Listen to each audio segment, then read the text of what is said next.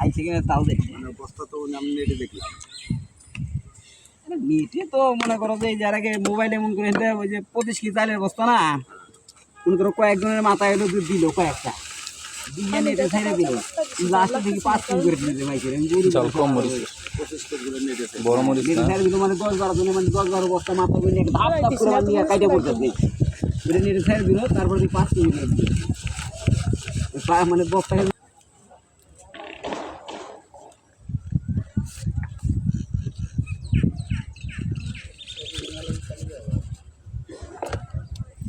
সাহাল কর বুঝতে পারছি বুঝতে পারছি না তাও লিখি